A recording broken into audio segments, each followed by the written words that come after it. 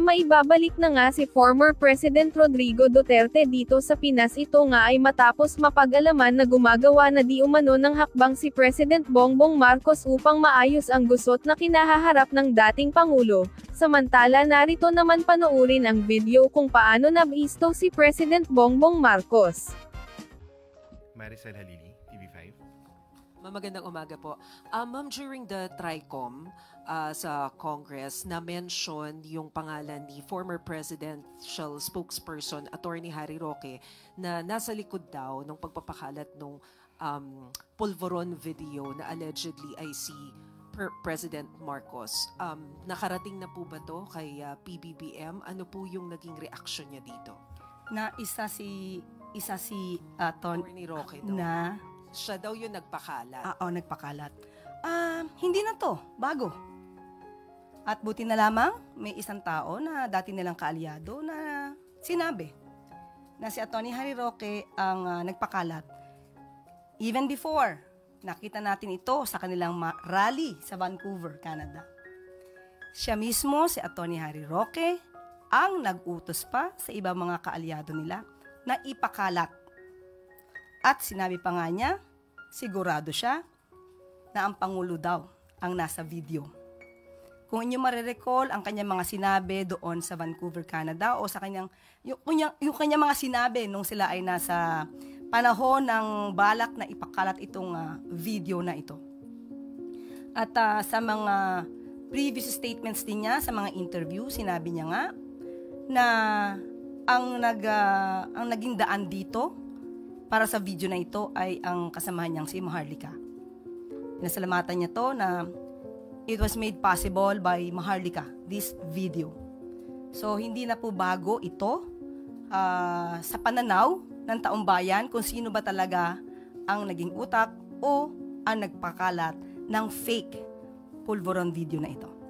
So, does it mean that the President was not surprised when he heard about it?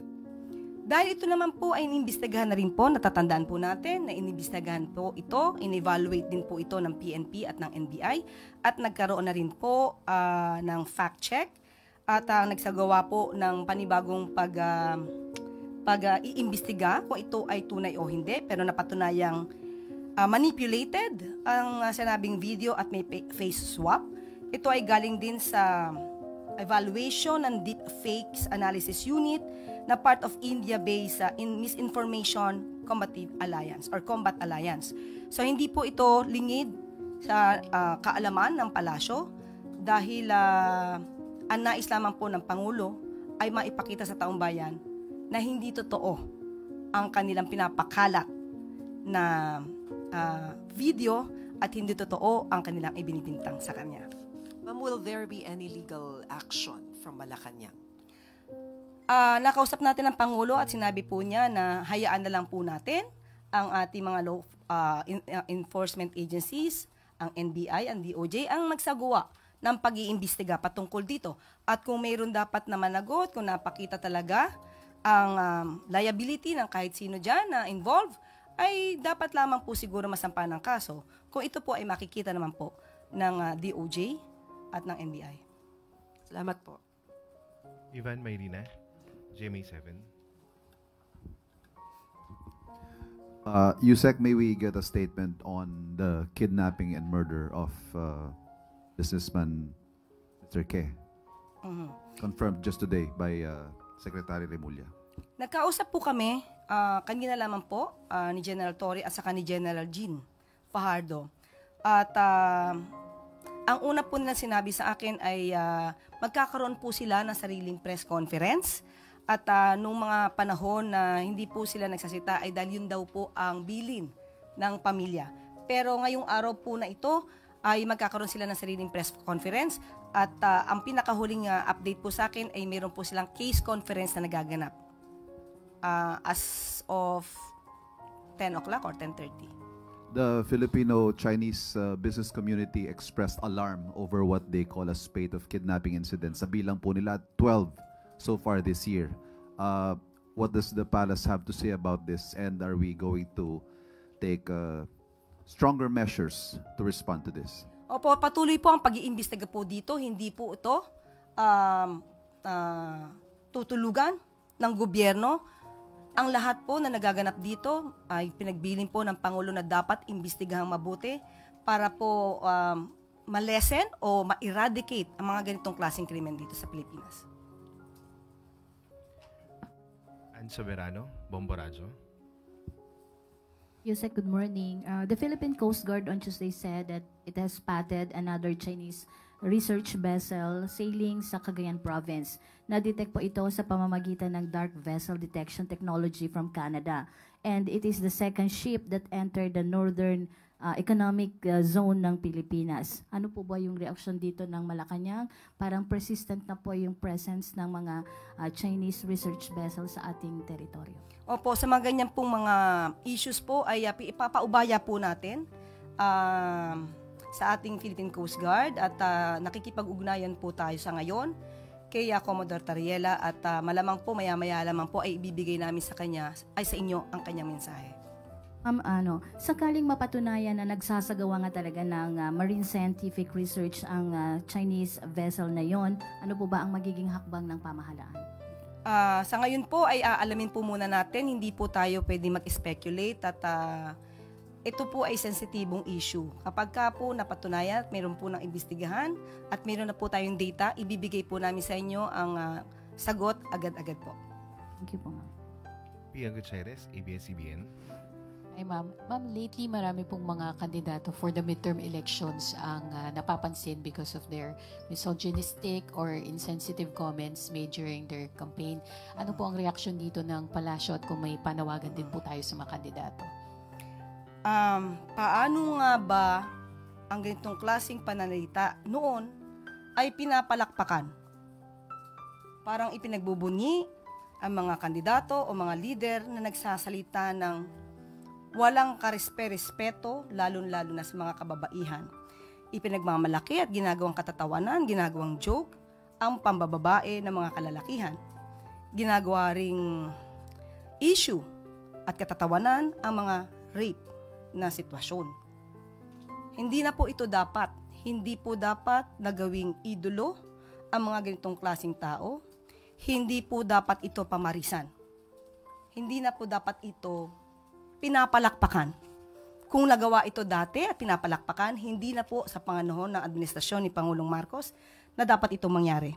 Kaya ayon po sa Pangulo, hindi po katanggap-tanggap ang mga kandidatong ganito ang nagiging naratibo sa kanilang pangangampanya.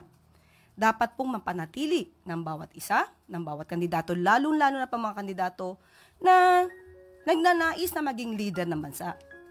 Dapat ipagpatuloy nila ang pag-promote ng respeto, ng integridad, at ng truthfulness o katotohanan sa kanilang mga sinasabi habang sila ay nagbibigay ng kanilang mga pangako sa kanilang mga constituents at sa mga botante. So masaya po ang Pangulo dahil po mabilis din pong umaaksyon ang COMELEC patungkol po dito sa mga walang karespe-respetong pananalita ng ibang mga kandidato. On another topic, on the tariffs din po, President Donald Trump kasi just announced a 90-day pause on the sweeping tariffs imposed on almost all countries except for China.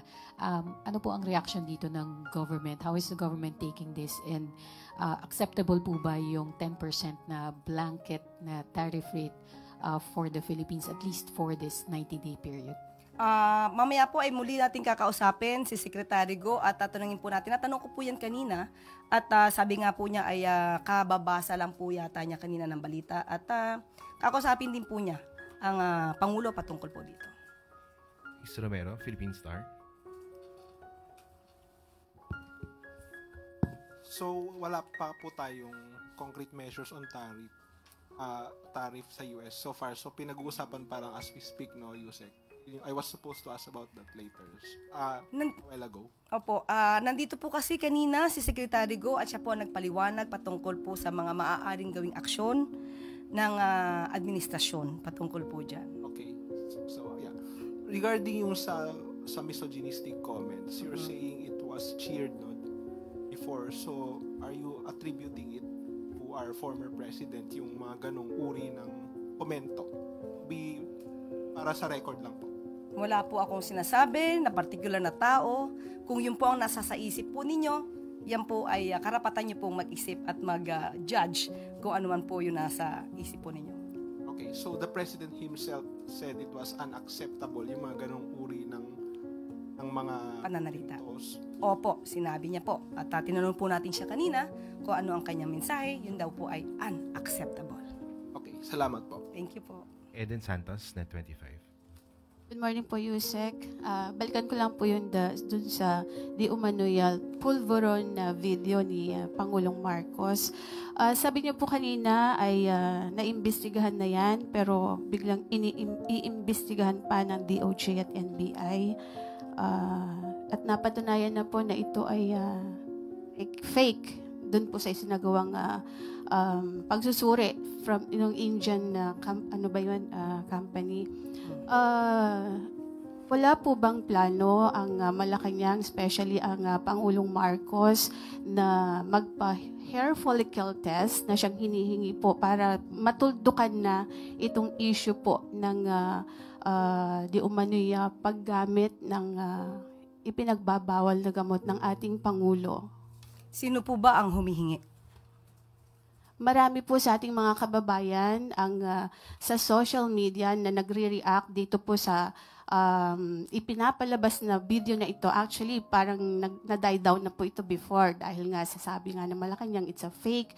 Pero biglang nabuhay after po nung ginagawang investigasyon mismo ng Kongreso, ng Kamara. Kaya po muling lumabas itong video na ito. And sabi nga po nung vlogger na si Miss Pebbles Cunanan, ay si Attorney Harry Roque, yung mastermind nitong video. Pero inamin naman ni Miss Maharlika, yung another vlogger, na parang siya yung nagbigay lang kay Attorney Roque.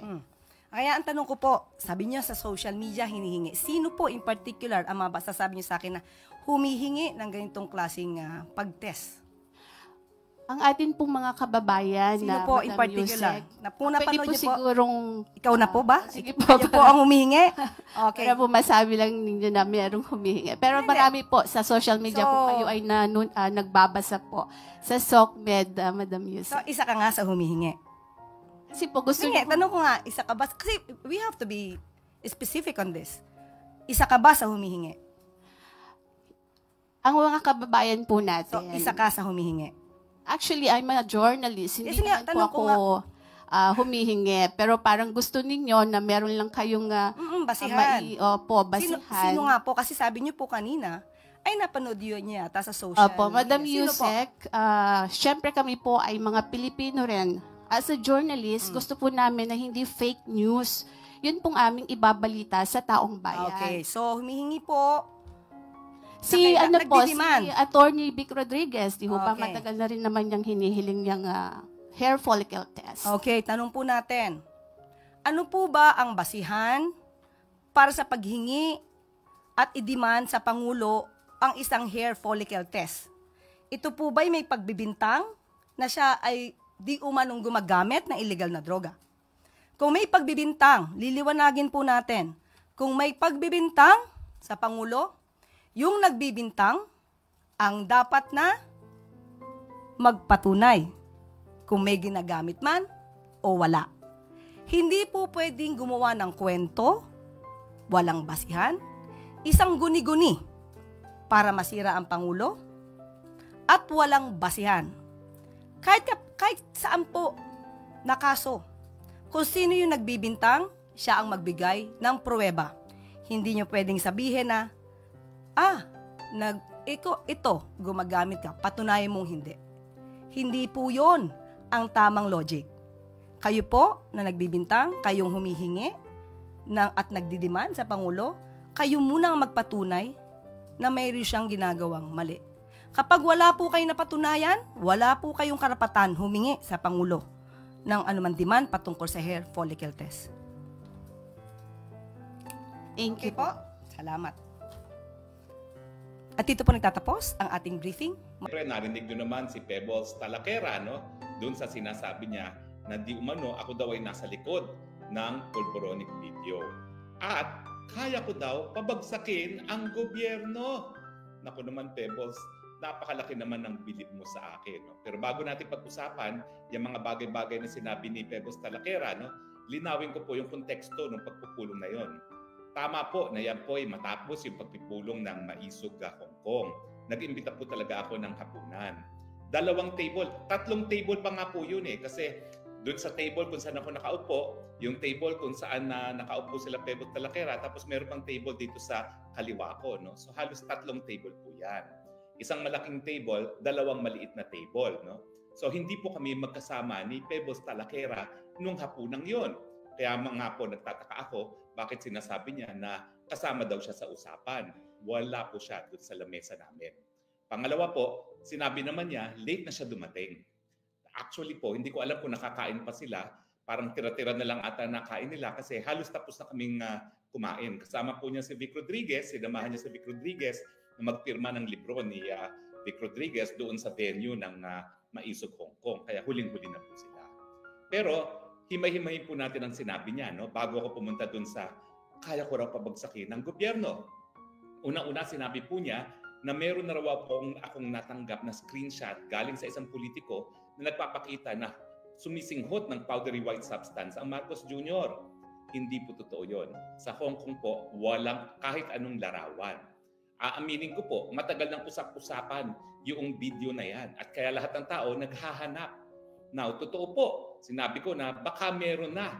Pero dahil yan po ay nanggaling kay Maharlika na meron daw siya puting ahas na ibibigay na ang video. So yan po yung konteksto na pinag-uusapan, paano kaya yan makikita ng taong bayan. Pero nung panahon pong yon, nung July 7, dun sa restaurant na yon, wala pa pong kahit anong larawan. Ang alam ko lang, si Maharlika ay makakaroon ng isang video. Oo nga pa po, no?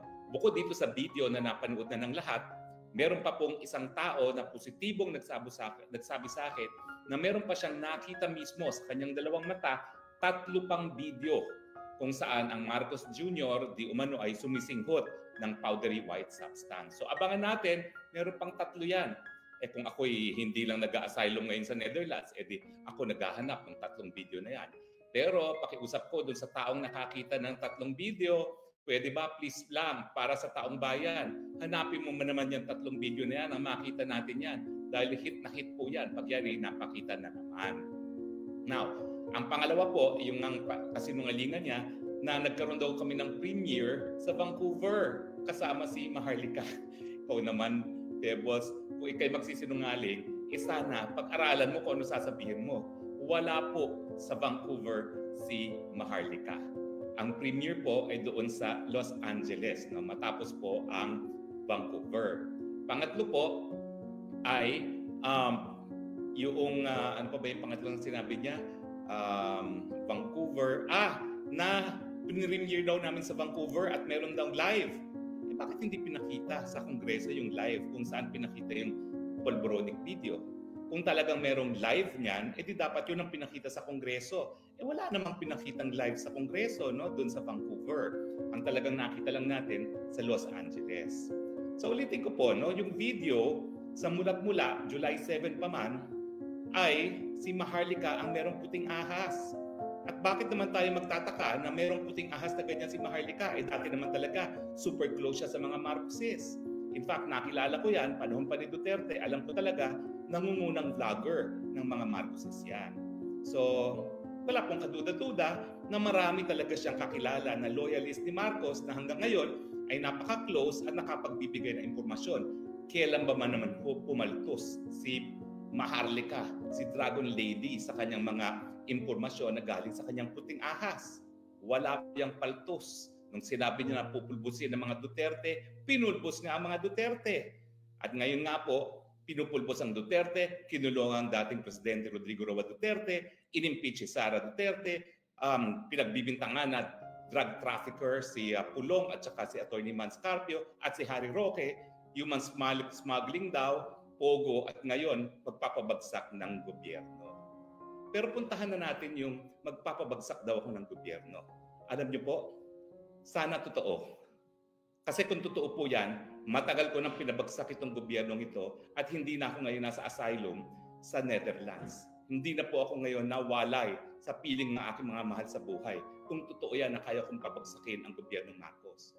Kung gaya ko pong pabagsakin ang gobyernong Marcos, pinabagsak ko na po yan. Dahil ang pagkagutom, pinakamatindi sa loob ng mahigit 20 taon sa kasaysayan ng Pilipinas. Kung kaya ko pong pabagsakin ang Marcos, gagawin ko na po yan, ginawa ko na po yan. Bakit?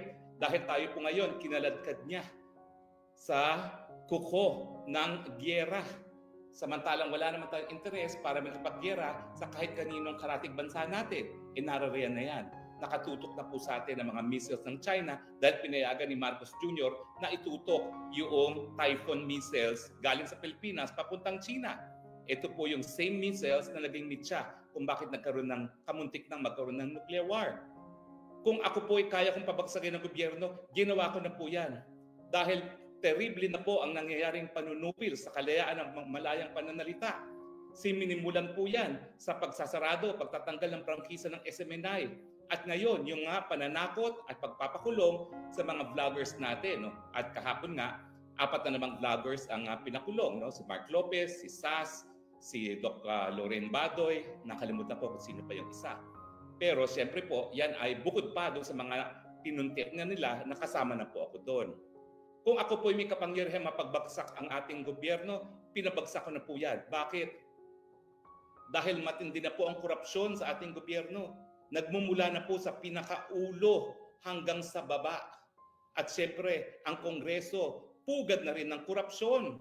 Nandyan po ang tambaluslos na mayroong court records sa Delaware, sa Amerika, na nagsasabi na tumanggap ng suhol ang tambaluslos dyan sa isang party litigan tungkol sa isang casino. And yet, tambaluslos speaker pa rin siya. Huwag po kayo mag-alala. Kung ako talaga ay may kakayahang magpabagsak ng gobyerno, ginawa ko na po yan, full stop. Ang problema, wala nga tayong kakayahan. Kasi nga po, ang pagbagsak sa gobyerno, yan po'y nakasalalay sa taong bayan. Sa taong bayan na suportado ng militar. Yan po ang nangyari sa kasaysayan ng Pilipinas. Simulan natin nung tayo po ay nag-alsa laban sa mga Espanyol. Di ba po? Bagamat ang mga Espanyol, moderno ang kanilang kasangkapan, ang kanilang mga baril, natalo pa rin ang Katipuneros na ang dala-dala lamang ay mga bolo. Bakit? Dahil nagkaisa po ang sambayanan. At nagkaroon sila ng tapang na bumuo ng isang hukbong sandatahan na pinangunahan nga ng ating mga bayani gaya ni Gat Andres Bonifacio. Yan po yung patunay na kapag ang taong bayan nagsama-sama at nagkaroon ng paninindigan at nagkaroon ng hukbong sandatahan para lumaban sa mga nangaaping mga dayuhan, tayo po'y magwawagi. Ganyan din po ang nangyari nung linusob tayo ng mga Amerikano. Yung mga naunang nag-alsa sa mga Espanyol, nag-alsa muli. Anong ginawa nila? Pinapatay nila yung ating General Luna na talagang nanguna doon sa pagtutol sa pagdating ng mga Amerikano bilang mga kolonyal. Pero nagsama-sama tayo. Pinakamagdugong digmaan sa kasaysayan ng mundo. Pero kain man nila ang mga Pilipino, tayo po'y nagwagi pa rin. At tayo po ay taas noo na talaga namang sinasabi na tayong kauna-unahang demokrasya sa buong Asya. Kauna-unahang republika sa buong Asya dahil nagsama-sama po ang taong bayan para itaguyod ang isang malayang republika ng Pilipinas. Ganyan din po ang ating naging karanasan ng pangalawang pandaigdigang digmaan. Alam nyo naman, halos wala tayong mga sandata. Pero bagamat tayo po ay bumagsak at naging na-occupy ng mga Hapon bago naman nila ginawa yun, ang Manila, second most damaged city in the world dahil matindi po ang ating ginawang pagtutol sa pagdating ng mga Hapon dito sa ating bayan. Kailangan munang masira ang buong Maynila bago tayo sumuko. Sumuko man tayo pero at ang aking mga ninuno, karamihan ng kalalakihan, namatay dun sa death march sa probinsya namin sa Bataan. At siyempre, ganyan din ang ating kasaysayan nung pinatalsik natin ang ama ng Marcos Jr., si Marcos Sr., isang diktador, isang kurakot, isang mamamatay tao, isang torturer, isang enforced disappearance. Di ba po? Nagkaisa ang taong bayan na sumigaw, tama na, sobra na ang korupsyon nyo. Tama na, sobra na ang panunupil sa karapatan ng malayang pananalita. Tama na, sobra na ang pag-abuso sa karapatang pantao. Nagtipon-tipon tayo para protektahan yung hukbong sandatahan na bumaliktad na ng mga panahon na yon ay pinamunuan ni FBR na naging presidente at ni Juan Ponce Enrile na ngayon ay nandoon sa katabi ni Junior. Di ba po? Hindi naman po magwawagi ang EDSA 1 kung militar lang. Dahil kung militar lang yan, sigurado ko, pinulbos yan ng mga puwersa ni Fabian Ber. Pero dahil ang taong bayan ang siya nagbigay proteksyon dun sa mga sundalo na bumaliktad, yun po, nagwagi at tinawag ng people power, pero wag po tayo magkakamali. Importante po ang people power, pero sa huli, para magpatumba ng gobyerno, kinakailangan nandyan ang hukbong sandatahan. Yan po ang karanasan natin nung linabanan natin ang Espanyol, linabanan natin ang mga Amerikano, linabanan natin ang Hapon, linabanan natin ang Marcos Sr. At nung lumaban tayo at naging dahilan para magkaroon ng constructive resignation ang era Estrada. So Pebbles, ginagawa mo akong Superman. Gusto ko mang tanggapin yan para matapos ng paghihirap ng Pilipinas, hindi mangyayari. Gusto ko na po talagang mawala ang Marcos Junior administration. Kaya ko ba? Hindi. Kasi kinakailangan magsama-sama ang taong bayan. Sila lang ang merong tunay na kapangyarihan na mapagpatumba ng gobyerno dahil nakasaad sa ating saligang batas na ang soberenya ay nasa kamay ng taong bayan. At siyempre, kinakailangan din merong hukbong sandatahan na magpoprotekta sa taong bayan. Gaya ng ginawa ng EDSA 1 at EDSA 2. Ang tanong, nasan nga bang militar na magbibigay proteksyon? Alam ko si Pebbles po, na inipyan. Tapos binabasa pa ako ngayon sa isang sa Facebook na meron silang exchange ni Pebbles. Alam nyo, hindi ko na muna pinublish yun kasi violation naman yan ng Data Privacy Act, no? Pero ang sabi doon sa exchange na yon, bumitiw siya kasi hirap na hirap siya sa buhay. Humingi siya ng tulong kay BP Sara, hindi siya pinansin ni BP Sara. Kaya tuloy, pumunta siya sa mga Marcoses at binigyan naman siya ng tulong. So in the end, kung totoo naman yung na-publish na yan at mukha naman talagang text messages yan ni Talakera, pera pa rin ang dahilan kung bakit nagbalik-baliktada at bumali-balentong ang ating Pebbles Talakera. Sang-ayon yan doon sa text messages na nabasa ko kanina sa Facebook. No? Yan ang pinakamalinaw na ebidensya. Unless i-deny yan ni Pebbles, madali naman matrace kung talagang sa kanyang galing yung mga text messages na yan. So kahit anong sabihin mo na meron akong kakayahang magpabagsak ng gobyerno, sana nga. I wish to God I had that power nang matapos na ang paghihirap at hinagpis ng sambayanang Pilipino. Pero ang katunayan, wala pong ganyang powers ang Harry Roque. At gaya ng sinabi niya, kaya nga po ako ngayon, nasa abroad, nag-a-asylum. Ang asylum po muli ay isang karapatang pantao na humingi ng saklolo sa ibang bansa kung ikaw ay inaapi sa sarili mong bansa dahil sa iyong mga paniniwala. At yan naman po talaga ang nangyayari sa akin ngayon. Wala naman pong kaduda-duda yan. Wala naman pong ibang dahilan para ako'y habulin ng Marcos administration kung hindi dahil sa aking anghang na salita, ang aking mga isinusulat, ang aking mga vlogs, at ngayon po yung pagbibintang na ako daw ang promotor sa likod ng Pulbronic video na nagbigay patunay naman sa marami at nagkumbinsi sa marami na merong katotohanan ang nauna ng sinabi ni PRRD at ni Agent Morales na talagang gumamit ang Marcos Jr. ng droga. Hindi po yan conclusive, pero alam mo sa batas, ang tawag dyan is yung totality of evidence. Meron talagang basihan para paniwalaan natin na talagang wala sa tamang pag-iisip ang ating presidente. Kaya nga po ang tanging solusyon dyan ay magpa-hair follicle test. Yan pong siyensya ang magbibigay, ang magpapasinungalingan doon sa paratang na gumagamit siya na pinagbabawal na droga na hanggang ngayon hindi niya ginagawa. At ang tanong, bakit ayaw magpa-hair follicle test? Kasi ang hair follicle test po, hindi yan magsisinungaling. Di ba po?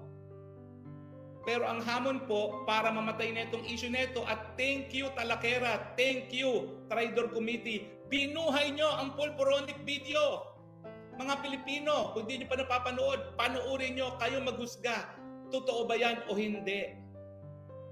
Makikita na inyong dalawang mata yan. Bagamat, ito pong masasabi ko ha, bago yan na-upload sa FB, dinaan po namin yan sa program para malaman kung deepfake siya. Pinakita ko pa yan, step by step sa New York, sa harap ng mga Pilipino, at ang lumabas, it is not deepfake. May dalawa pa pong kumpanya na nag-authenticate niyan. Isang dayuhang bansa na ayaw lang magbigay ng anything in writing now kasi gobyerno sila at maapektuhan ang relasyon ng Pilipinas at ng bansang yon at yung American expert ni Maharlika.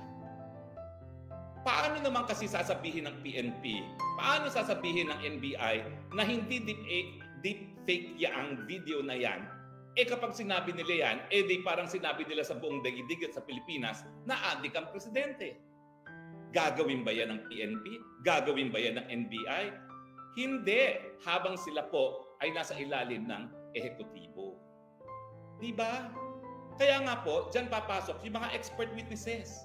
Meron bang kinalaman sa politika ang expert witness ni Maharlika? Wala, kasi dayuhan siya, Amerikano. Anong pakialam niya sa Pilipinas?